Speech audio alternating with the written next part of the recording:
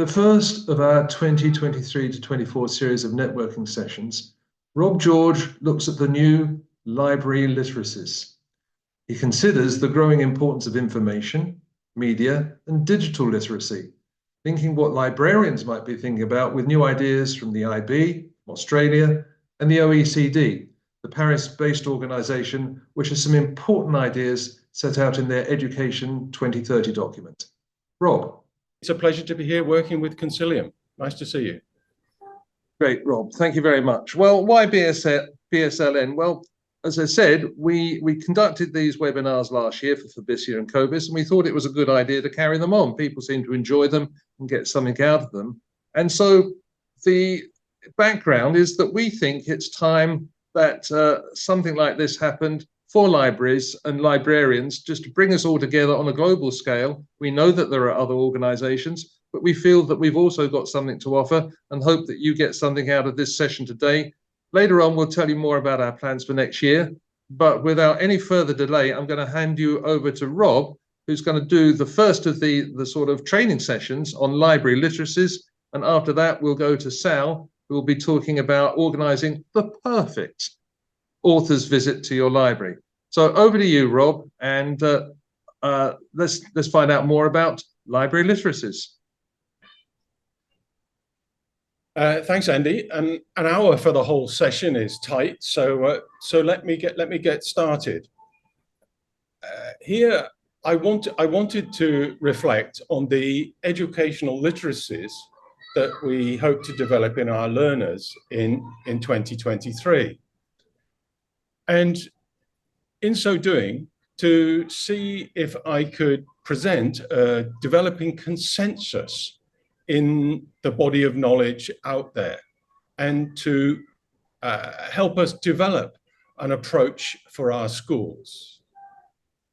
Now, to make sense of this, we need to think about what we mean by information literacy, or my preferred term, information fluency.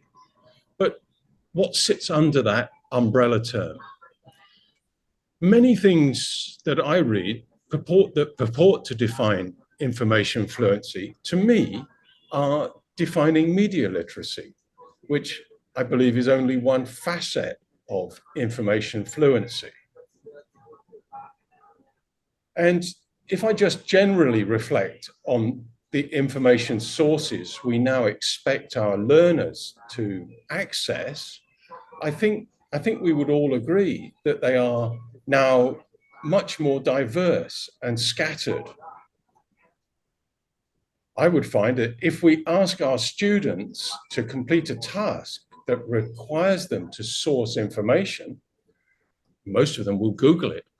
And if we're lucky, they will be thoughtful about which sources they choose from the search results. And experience tells me that it's only with cajoling that they will search the library's subscription sources from the library website, as that involves more effort. So here, I will consider what literacies we hope to inculcate in our students. Now, as I read my first set of notes for this presentation, I was shocked to realize that I had omitted the traditional definition of literacy. And in addition to that, I guess we can consider critical thinking to be a long-established literacy. But as we consider information fluency, I'm guessing that most of us would prefer to separate the traditional critical thinking from the information literacy, albeit that they have a very significant commonality. So the traditional literacy that I have in mind is usually considered to be the ability to use language, to read, to write, to listen, and to speak. And whilst there is an expectation that our English teachers will lead in a technical sense, it seems likely that we would all accept that responsibility for this lies broadly with all classroom educators, and indeed at home as well. Now, when I searched to find and compare definitions for critical thinking and information literacy, I was surprised, and perhaps I should not have been, at the similarity of language used.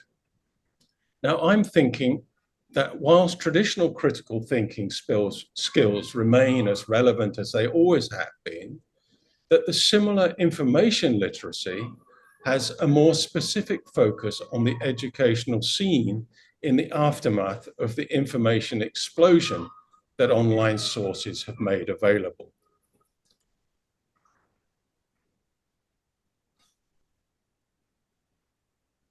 I will not focus on traditional literacies further here, as I assume they're well established in your educational wheelhouse. So let me move on to what I'll refer to here as the modern literacies. The term information literacy emerged in the 1970s and really started to gain traction with the ALA's definition for it in 89. And it can be seen to have become more globally recognized with IFLA's Alexandria Proclamation of 2005. And then in 2016, a statement relating to the importance of media and information literacy was added to the UNESCO web portal. And for me, that really established the term's formal acceptance on the global educational stage. So whilst school librarians will be well versed in information literacy mechanisms, my experience is that the majority of teaching colleagues, whilst recognizing the need for authority in sources, do not emphasize these skills in their classroom practice. So I would like to think that we could recognize the school library as a key hub for information fluency. And with that in mind, let's think about the pertinent subgenres that we might like to embrace.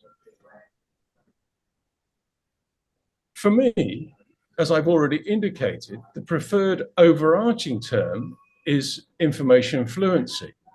But when selecting the key components that fall underneath that, finding a commonality in terminology is more contentious. And whilst there is some inevitable overlap, I would quite confidently include information literacy, media literacy, and digital literacy. Can we go back, Val, one slide? So one by one, let me start here with information literacy. In the OECD's 21st Century Readers document, they emphasize the difference between the 20th century and 21st century information sources, being that, generally speaking, in the 20th century, young researchers would have been usually given pre-coded and carefully curated content specifically for their audience. Whereas in the 21st century, it's about constructing and validating knowledge from a plethora of sources. So for each of the components of information fluency, I'm choosing to break them down into focus, scope, and skills. I've done this as there is inevitably so much overlap for the three components.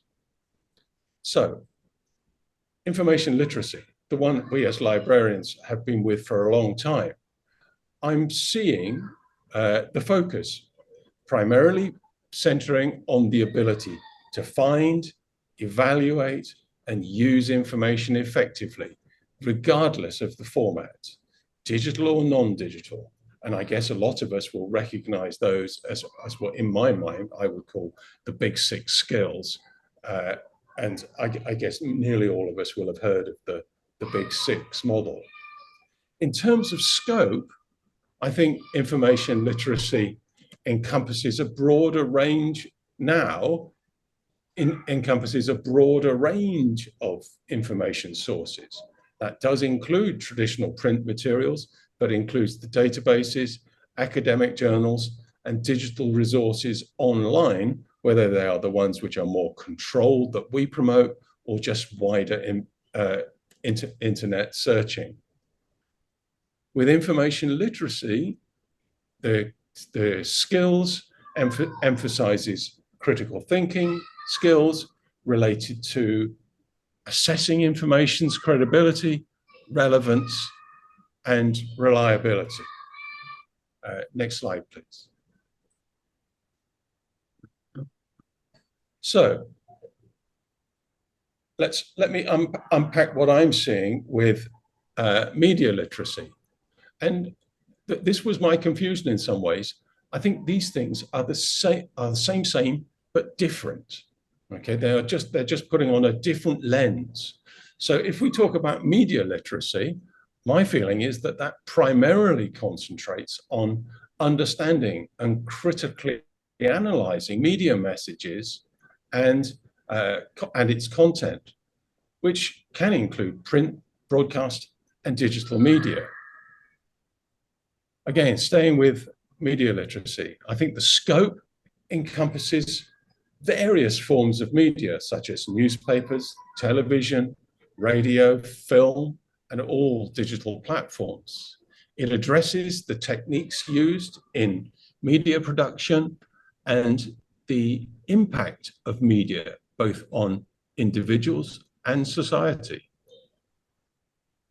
The skills for information literacy, I think, involves the ability to deconstruct and interpret media messages, to recognize media biases, and understand the influence of media, again, on culture and public opinion. Next slide, please, Val. So here we go. Digital literacy. Yes, maybe a confusion of literacies.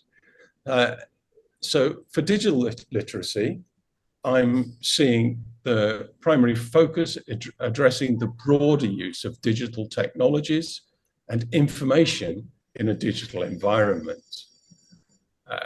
The scope for digital literacy encompassing a wide range of digital skills, including the use of computers, software applications, online communication tools, and navigating the internet in general.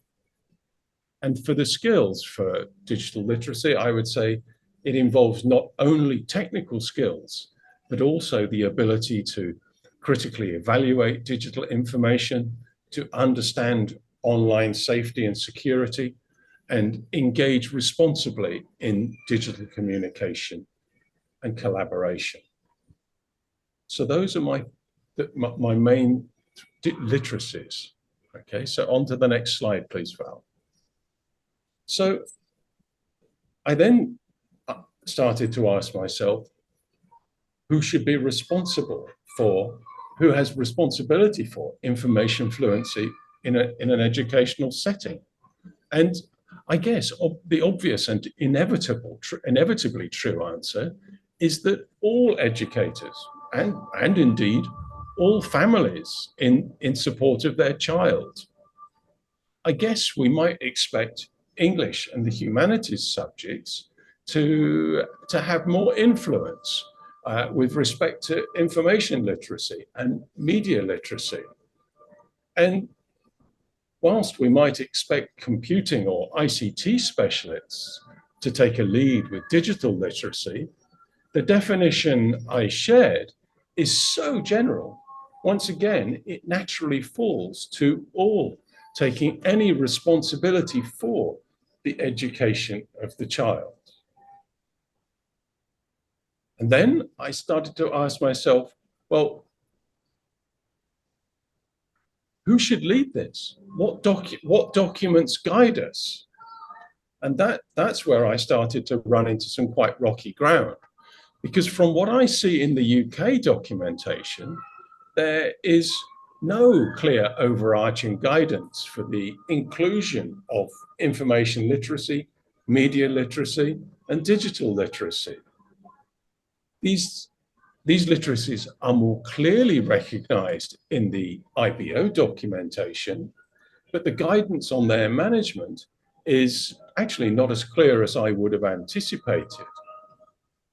And I think, as ever in the library zone, and I'm not Australian, I'm British as I say this, but the Australians, they're much more on it, with these skills clearly managed in their curriculum's general, what they call the general capabilities. Next slide, please, Val.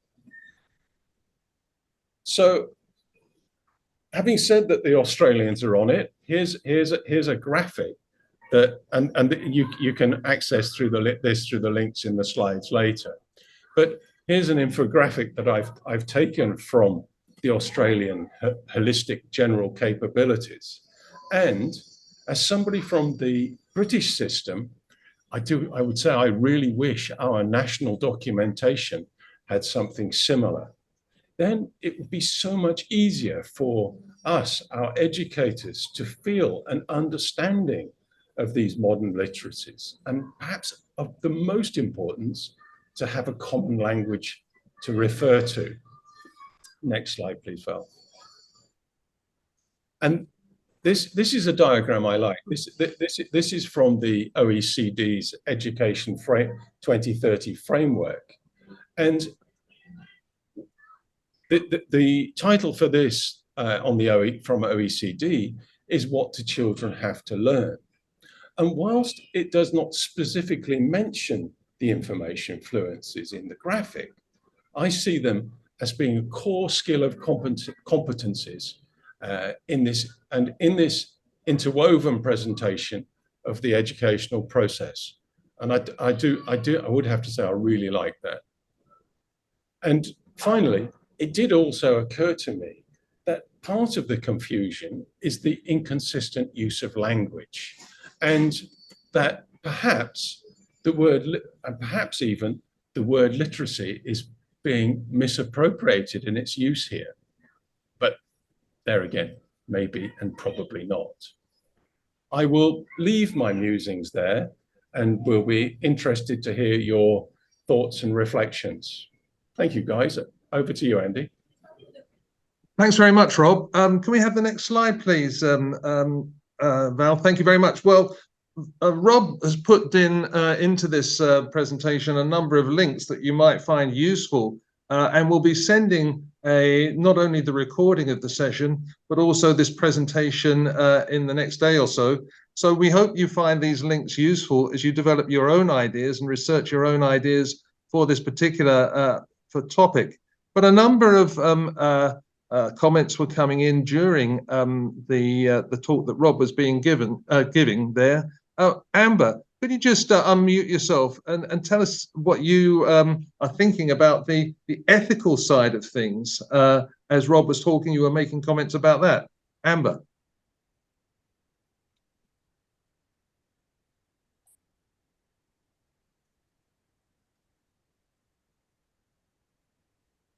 Pardon me, I had to step away for just a moment. What was the last thing that you said? Okay, Amber, welcome. Thank you very much.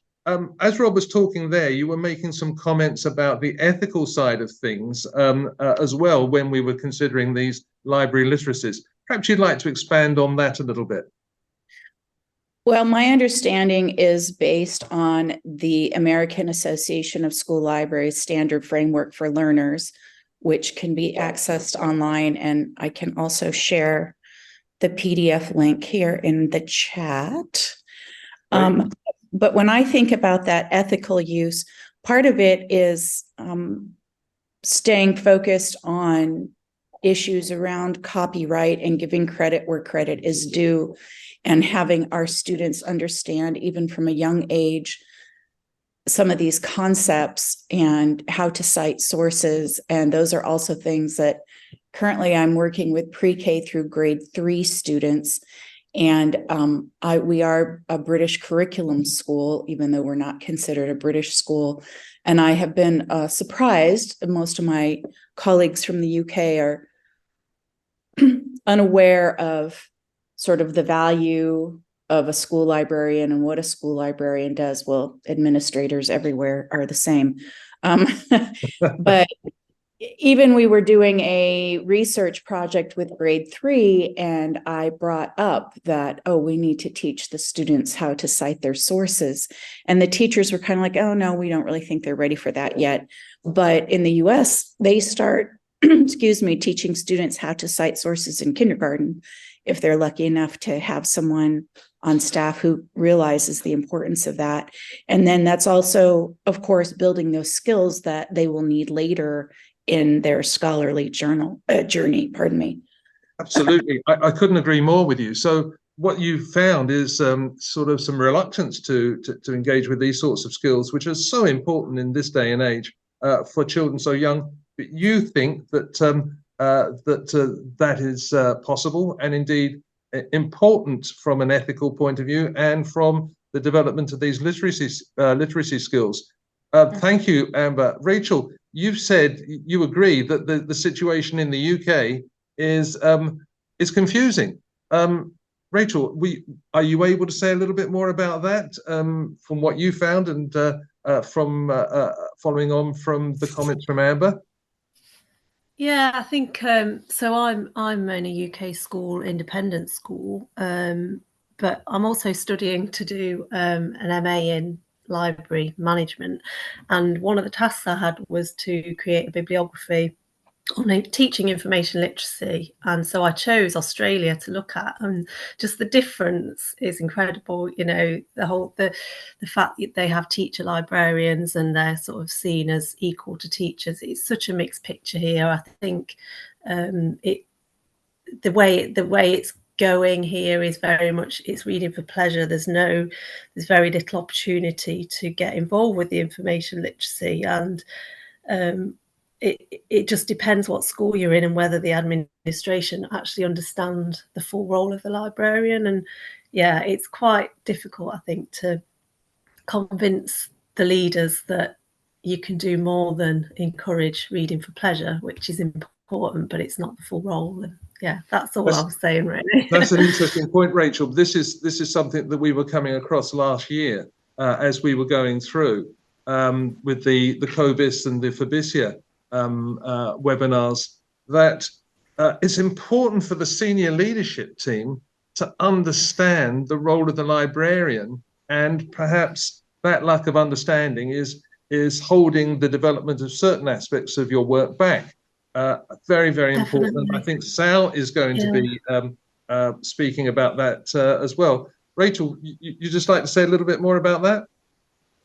Well, I was just going to say one thing about the information fluency framework, which Australia published, is it's not just aimed at teacher librarians. It's aimed at the educators and the teachers, the leadership. So it feels like a really coherent document because it's for everyone. So when you read it, you can tell that this is something to educate the teaching staff as well as the librarian, and just brings in ways to collaborate. And I just think it's a fantastic piece of work and would love to see something like that in the UK. But thanks very much indeed, Rachel.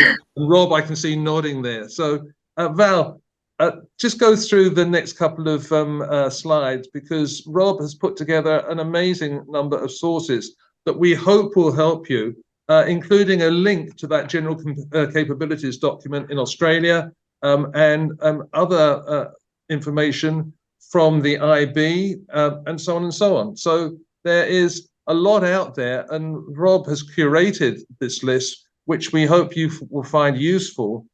Thanks, Rob. And as ever, we look forward to hearing your ideas. How are library literacies developing in your school?